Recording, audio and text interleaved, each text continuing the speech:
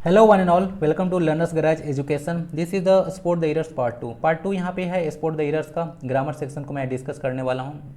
Okay, part one को भी आप जाकर देख लीजिएगा। प्लेलिस्ट में डिफरेंट टॉपिक्स पे अलग अलग आपको वीडियो मिल जाएंगे। चैनल पे पहली बार आए हो तो उसको सब्सक्राइब करें, दोस्तों को भी शेयर करें और अपना फीडबैक जरूर देकर जाएँ। ओके, क्वेश्चन नंबर देखते हैं आज फर्स्ट। क्वेश्चन नंबर फर्स्ट कहता है, on holiday I prefer reading story books then visiting my friends. जब मैं डिस्कस करता हूँ क्वेश्चंस को तो कभी भी लूप होल ढूंढा करो, जैसे दैन हो गया, प्रेफर हो गया, कुछ कुछ वर्ड को ढूंढा करो, यहीं से आपको पता चल पाएगा कि गलती कहाँ पे है। ओके, तो ऑन अ हॉलीडे देखिए एक हॉलीडे की बात कर रहा है, प्रेफर और उसके बाद story books, reading story books then visiting my friends, इसमें गड़बड़ी कहाँ है? तो अगर ध्यान से देखा जाए एक वर्ड, तो एक वर्ड है प्रेफर। क्या है? प्रेफर। और प्रेफर के साथ टू लगता है, न कि देन लगता है। बात समझ में आ रही है? प्रेफर के साथ टू लगता है, देन नहीं लगता है। ओके, तो पार्ट नंबर यहाँ गड़बड़ी था, तो देन की जगह पे टू होना चाहिए, तो पार्ट सी में गड़बड़ी हो गया। ओके, प्रेफर के साथ वर्ड देन नहीं टू लगता है। ओके, तो इसको याद रखिएगा। चलिए आइए क्वेश्चन देखते हैं, मतलब कुछ कुछ और टॉपिक को देखते हैं इसको। इसे देखिए, पेपर के साथ टू लगता है, नो सुनर देन लगता है, हार्डली, बेयरली, स्कार्सली के साथ वेन लगता है, बहुत बहुत ज़्यादा इंपॉर्टेंट है।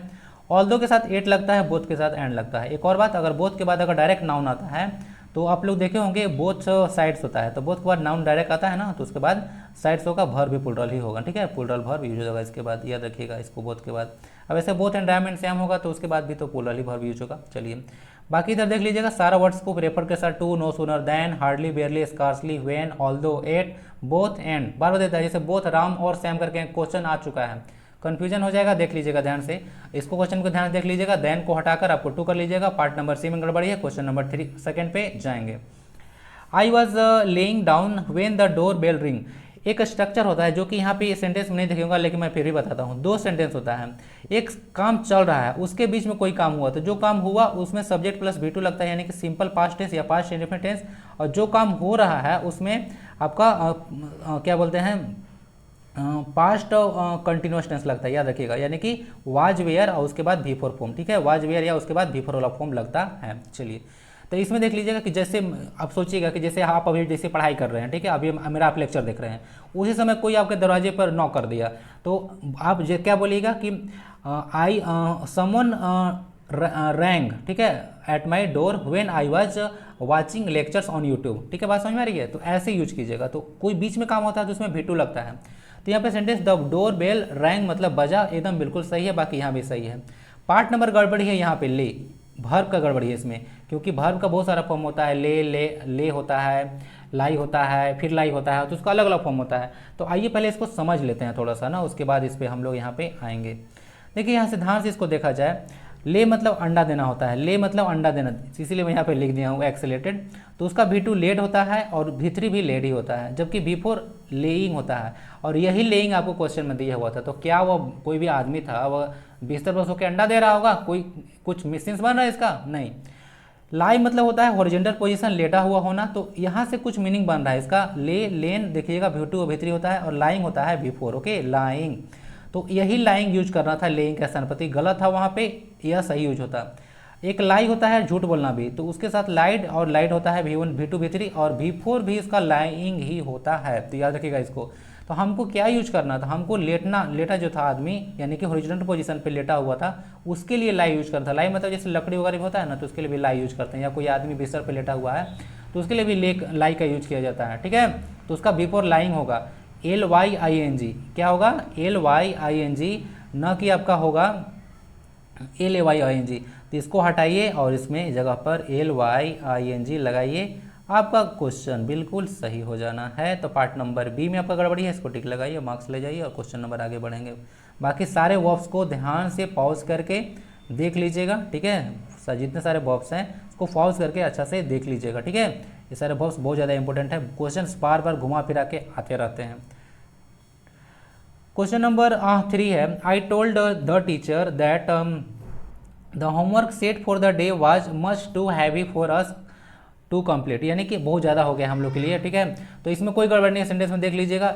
यहाँ पे पीटी बना रहा था ना, तो एक होता है मच टू और एक होता है टू मच। ठीक है, ये मच टू और टू मच, इसको एक अलग क्वेश्चन में मैं डाल के बताऊंगा, अगला वीडियो का वेट कीजिएगा। ठीक है, इस पर क्वेश्चन आ चुका है, तो इस पर मैं नेक्स्ट पार्ट में बनाऊंगा। फिलहाल for the timing there is no error in this given sentence, so the correct answer is option number D. Let's move to the question number next. And which is what someone they don't know. कभी कभी पता है जैसे लिखा रहता है आई, आई के बाद कुछ यहाँ पे इन्फॉर्मेशन दे देगा, उसके बाद लिख लेगा going to market, I am going to market. तो यहाँ पे कुछ भी दिया रहता है ना, उसी के बारे में कुछ कुछ बताया हुआ रहता है। तो इसी के बारे में देखिए ऐसे, उसको दो कॉमा से सेपरेट करता है ना, इसको याद रखिएगा, बहुत फेमस होता है ये सब चीज़, इंपॉर्टेंट है ग्रामर का section. Someone they don't no, जिसको वो जानते नहीं थे, ठीक है, मैं नहीं जानते थे। Who knocked eight their door, who जो एक है पर्सन के लिए यूज होता है, याद रखिएगा, पर्सन के लिए हु होता है। और अगर एनिमल्स थिंग्स वगैरह की बात करते हैं तो हम लोग विच का यूज करते हैं। दैट दोनों के लिए यूज होता है, पर्सन और थिंग्स दोनों के लिए, एनिमल्स के लिए भी यूज हो सकता है दैट। तो देखा जाए यहाँ से someone they don't know who knocked eight their door in the midnight. तो इसमें क्या गड़बड़ी है, कोई नॉक किया था, यहाँ तो नॉक का भीतरी सही है, बाकी समवन के लिए हु लगा है तो वो भी सही है, कोई दिक्कत नहीं है। और दे डोंट नो को गड़बड़ी अगर थोड़ा सोचेगा तो इसमें गड़बड़ी नहीं है। जैसे अभी मैं आपसे बात कर रहा हूँ, जानते हो तुम, कोई था आदमी जिसको लोग नहीं जानते हैं यार, अरे वो डोर पे नॉक किया, ये तो पास्ट टेंस में किया, लेकिन अभी आपसे मैं बात कर रहा हूँ तब मैं आपको बोल रहा हूँ, कोई लोग नहीं जानता है उसको, लेकिन कोई किया। तो ऐसा कॉन्टेक्स्ट देने के लिए सेंटेंस यहाँ से पार्ट नंबर ए बिल्कुल सही है, बल्कि पार्ट बी भी सही है। पार्ट सी में देखिए यहाँ पे इन मिडनाइट लिखा हुआ, ध्यान से देखिएगा, इन मिडनाइट क्या लिखा हुआ है, इन मिडनाइट, जबकि मिडनाइट के साथ इन का यूज नहीं किया जाता है। ओके, एट मिडनाइट यूज होता है, एट मिडनाइट। ओके, मिडनाइट, इसको देख लीजिएगा। कुछ कुछ आप लोग के लिए और भी यहाँ पे वर्ड्स है, देख लीजिएगा। यहाँ पे इन मिडनाइट्स को हटा देना है आपको, नहीं यूज करना है। क्यों नहीं यूज होता है, ऐसा ही फ्रेज यूज होता है इसका। एट नून यूज करना है आपको, या एट नाइट या midnight. In the morning, in the evening use होता है। इसको भी सारे को याद रखिएगा, चारों को, इस पर क्वेश्चन बार बार आता है, ठीक है। तो correct answer is option number C. Option number आपका सी में गड़बड़ी था, देख लीजिएगा इसको। इन मिडनाइट को हटाकर एट मिडनाइट कर लीजिएगा, सेंटेंस ग्रामेटिकली करेक्ट हो जाएगा। Seldom if ever nature does not operate in closed end separate compartments. चलिए ध्यान देखिएगा, अगर इसमें क्लोज रहता और सेपरेट रहता तो गड़बड़ हो जाता। क्लोज एक नाउन है, जबकि क्लोज्ड एक एडजेक्टिव होता है, ठीक है। कभी कभी नाउन को भी भीतरी बनाकर एडजेक्टिव जैसा काम करता है, तो यहाँ पे एडजेक्टिव है, सही है। सेपरेट कंपार्टमेंट, कंपार्टमेंट एक हिस्सा होता है किसी पार्ट का, उसको देखते हैं हम लोग। तो इसमें क्लोज्ड एक कंपार्टमेंट होता तो गड़बड़ होता है, लेकिन कंपार्टमेंट्स है तो सही है, कोई दिक्कत नहीं है। सेल्डम इफ, अगर सेल्डम वर्ड होता है, ठीक है, ध्यान दीजिए, तो यहाँ पे रूल और इन्वर्सन आता है। और रूल ऑफ इन्वर्सन क्या कहता है, रूल ऑफ इन्वर्सन होता है जब सेल्डम होता है, ठीक है। बहुत सारे वर्ड्स हैं, अभी बात करूँगा। सेल्डम है ये वर्ड, सेल्डम होता है, ऑन नो अकाउंट होता है, बहुत सारे वर्ड्स है, हार्डली होता है। तो एक क्या होता है, इन्वर्सन का होता है, और इन्वर्सन का रूल यूज होता है, जिसके बाद क्या होता है, हेल्पिंग वर्ब, उसके बाद सब्जेक्ट आता है। ध्यान देने बात योग्य बात यही है कि हेल्पिंग वर्ब और सब्जेक्ट होने के बावजूद भी सेंटेंस इंट्रोगेटिव नहीं होता है, इसको याद रखना है, ठीक है। रूल ऑफ इन्वर्सन लगाते हैं सेंटेंस में तो हेल्पिंग वर्ब के बाद सब्जेक्ट तो होता है, लेकिन उसके बावजूद भी सेंटेंस इंट्रोगेटिव नहीं होता है, ध्यान रखिएगा। तो यहाँ पे अगर देखे जाए, बहुत सारा वर्ड्स आपको लिखा हुआ है, पहले तो उसको देख लीजिएगा कि सेंटेंस गड़बड़ी है। डज, जो पार्ट बी में गड़बड़ी है, क्या गड़बड़ी है देख लीजिएगा। डज जो है से नेचर के पहले आना चाहिए था, does should be use before nature, उसके पहले यूज होना चाहिए, क्योंकि रूल ऑफ इन्वर्सन लगेगा, जिसमें कहा जाता है कि पहले हेल्पिंग वर्ब देन सब्जेक्ट को आपको यूज करनी है। बहुत सारे वर्ड्स यहाँ पे देख लीजिएगा, hardly, scarcely, seldom, rarely, never, nor, only, not, only by, only when, only then, under no circumstances, on no account, ठीक है। सो के प्लस कुछ एडजेक्टिव भी दे देगा। तो ये सारे जो वर्ड्स होते हैं उसके बाद रूल ऑफ इन्वर्सन लगता है, ध्यान दीजिएगा।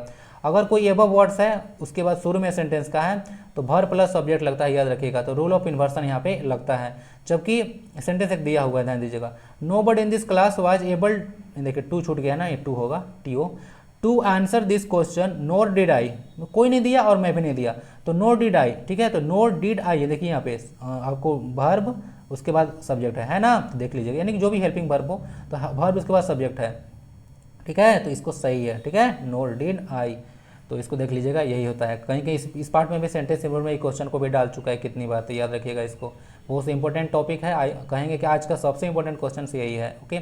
Seldom if ever, okay. चलिए, तो यहाँ से पार्ट नंबर बी में आपका गड़बड़ी हो गया। सेल्डम के बाद रूल ऑफ इन्वर्सन लगेगा, जिसके बाद डज को आप नेचर के पहले यूज कर देना, आपका सेंटेंस ग्रामेटिकली सही हो जाएगा। बाकी सारे चीज़ को ध्यान से पॉज करके थोड़ा सा देख लीजिएगा। क्वेश्चन नंबर नेक्स्ट में मूव करेंगे। Mohan lived on the opportunity that came in his way, came है, सॉरी कम नहीं है, केम देन फिर कम केम कम होता है ना, जैसे रीड होता है ना, रीड देखिए ध्यान दीजिएगा, रीड लिखा था तो रीड है, लेकिन पढ़ाता रेड है, याद रखिएगा, इंटरव्यू में पूछ देगा कभी, ठीक है, ध्यान से देख लीजिएगा, इसको रेड पढ़ते हैं सेकंड वाला को, जानकारी के लिए बता दिया, अगर नहीं पता होगा तो, बाकी तो आप लोग स्मार्ट हैं। Mohan lift on the opportunity that came his way, जो भी उसके रास्ते में आता है अपॉर्चुनिटी उसको क्या कर लेता है, ले लेता है। गड़बड़ी कहाँ है भाई, देखो ध्यान से, लिफ्ट ऑन नहीं लिफ्ट एट होता है, यानी कि कोई भी चीज़ को तुरंत एक्सेप्ट कर लेना, उसको बोलते हैं लिफ्ट एट, ऑन नहीं होगा तो फ्रेजल वर्ब से रिलेटेड या गड़बड़ी था, तो फ्रेजल वर्ब भी पता होना चाहिए, ठीक है। ग्रामर का सेक्शन बहुत बड़ा होता है, English language is not easy, ठीक है, बहुत प्रैक्टिस करके आपको जो है से बहुत सारी चीज़ जानने को मिलेगी, तो a lot of practice are needed, ठीक है, to improve your English language. तो ध्यान से हमेशा देखा कीजिए, न्यूज़पेपर वगैरह अगर मिलता है, ठीक है, तो उसको आप पढ़ लीजिए, ठीक है, बहुत फायदा होगा ग्रामर वगैरह में, ठीक है। इंग्लिश अगर करते हैं तो रीडिंग बहुत जरूरी है, बिना रीडिंग के आप कुछ नहीं कर पाओगे, ठीक है, सिर्फ ग्रामर पढ़ लेने से नहीं हो पाएगा, बहुत सारी चीज़ें नहीं बनेगी, यहाँ तक कि कुछ को अगर जब पढ़ने लगेंगे ना तो बहुत सारा कॉमन सेंस के बेस पर भी बहुत सारे क्वेश्चन सही कर लोगे, ठीक है। देख लीजिएगा, मोहन लिफ्ट के बाद ऑन नहीं लिफ्ट एट होना चाहिए, क्योंकि लिफ्ट एट मतलब होता है किसी भी अपॉर्चुनिटी को तुरंत से स्वीकार कर लेना, ओके। देख लीजिएगा, तो पार्ट नंबर बी में इसका गड़बड़ी है, ऑन की जगह पर एट यूज होना चाहिए। एक फ्रेजल वर्ब है भर प्लस प्रीपोजिशन का, ओके, भर प्लस प्रीपोजिशन होता है तो यहाँ पे हो जाता है फ्रेजल वर्ब्स, और इसको देख लीजिएगा ऑप्शन सही कौन सा था। वाटर कॉन्टेमिनेशन, अब देखिए कभी कभी वाटर कॉन्टेमिनेशन यूज होता है, ठीक है, यह देखिएगा कॉन्टेमिनेटेड वाटर, कभी कभी ऐसा भी होता है यूज ना, कॉन्टेमिनेटेड वाटर, कभी कभी डर्टी वाटर या और कुछ दे देगा, तो वाटर जो पानी पीने योग्य नहीं होता है उसको वर्ड होता है कॉन्टामिनेशन, ठीक है, तो याद रखिएगा। तो वाटर कॉन्टेमिनेशन हैज़, उसके साथ हैज आया है, बिल्कुल सही है, कोई दिक्कत नहीं है। बिकम उसका भीतरी है, याद रखिएगा, ठीक है। More serious since chemist have began to use new substances, देखिए एक स्ट्रक्चर होता है, आगे थोड़ा सा डिस्कस कर लेता हूँ, उसके बाद पुनः मूव करके आएंगे। देखिए एक स्ट्रक्चर होता है सेंटेंस का, इसको याद रखिएगा ना, सुपर इंपॉर्टेंट क्वेश्चन है, ठीक है।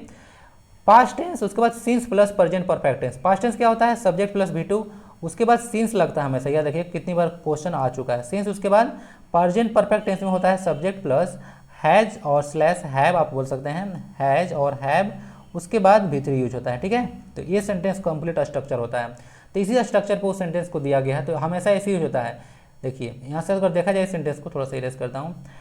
Water contamination has become more serious since chemists have begun to use new substances, क्या होगा, since के बाद देखिए यहाँ ध्यान से देखा जाए, क्या बोलते हैं, यहाँ भी हैज बिकम है और यहाँ भी हैव बिगन है कहीं पे, ठीक है ना, दोनों जगह पे प्रेजेंट परफेक्ट टेंस का यूज किया हुआ है, तो गड़बड़ी है, ठीक है। तो यहाँ से पार्ट ए को आप लोग सही कर लीजिए, ठीक है। हैज बिकम को हटाकर बिकेम कर लीजिए। Water contamination became more serious, बहुत हो गया, कब से, जब से केमिस्ट लोग ऐसे क्या किया, न्यू सब्सटेंसेस क्या किया, begin to use new substances, अलग अलग सब्सटेंसेस को यूज करना हम लोग शुरू कर दिया, ओके। आई होप कि क्लियर होगा। स्ट्रक्चर याद रखना, एक स्ट्रक्चर पे सेंटेंस पूरी तरह से सेट है, बाकी टेंस तो मैं बता ही दिया, सब्जेक्ट प्लस V2 होता है, past indefinite, okay. Past tense मतलब सिंपल पास्ट टेंस समझ लीजिएगा, कुछ नहीं लिखा है ना तो सिंपल टेंस होता है, ठीक है, सिंपल पास्ट टेंस, अगर सिर्फ पास्ट टेंस लिखा हुआ है तो। फिर सब्जेक्ट प्लस हैज और है प्लस V3 होगा, ऐसे जब मैं ज़्यादा सिंपल पास्ट लेता तो ज़्यादा बेटर रहता, मतलब बेटर रहता, ज़्यादा बेटर बोलना फिर से सुपर फ्लूअस हो जाएगा। Due to inflation the cost of living escalated, escalated मतलब होता है किसी चीज़ को, मतलब कोई चीज़ है तो उसको और ज़्यादा मतलब तेज कर देना, एस्केलेट कर देना, जैसे एस्केलेटर होता है ना, एस्केलेटर होता है, एस्केलेटर नहीं होता है, एस्केलेटर होता है, आप लोग सुने होंगे जो बढ़ता है, तो एस्केलेट करना मतलब क्या होता है कि किसी चीज़ को और तीव्र कर देना, तेज कर देना। तो due to inflation the cost of living escalated in last 1 year, चलिए इसमें क्या गड़बड़ी है देखें, तो due to inflation the cost of living escalated in the last 1 year, ठीक है। तो क्या हो गया इसमें, क्या है गड़बड़ी, समझ में आ रहा है। Due to inflation the cost of living escalated in the last 1 year, चलिए आइए देखते हैं, ध्यान से दीजिए। ये जो वर्ड एस्केलेटेड है क्या है, escalated should be replaced with has escalated. अब इसको एस्केलेटेड को क्या बनाना है, हैज एस्केलेटेड बनाना है, क्यों, क्योंकि प्रेजेंट परफेक्ट टेंस हम लोग यूज करते हैं जब हम बात करते हैं किसी एक्शन का जो कि पास्ट में हुआ है, क्या हुआ है, पास्ट में हुआ है, और प्रेजेंट में थोड़ा बहुत इफेक्ट उसका जारी है। जैसे आप लोग सुने होंगे कि जैसे मैं यह काम कर चुका हूँ, तो पास्ट में शुरू किया थोड़ा बहुत और अभी थोड़ा सा इफेक्ट उसका जारी है, प्रेजेंट में थोड़ा बहुत इफेक्ट है, ऐसे भी यूज होता है। जैसे कि आप लोग अगर प्रेजेंट परफेक्ट कंटिन्यूस टेंस देखा जाए तो जो काम पास्ट से शुरू होता है वर्तमान में भी हो रहा है, उसको हम लोग बोलते हैं प्रेजेंट परफेक्ट कंटिन्यूअस टेंस।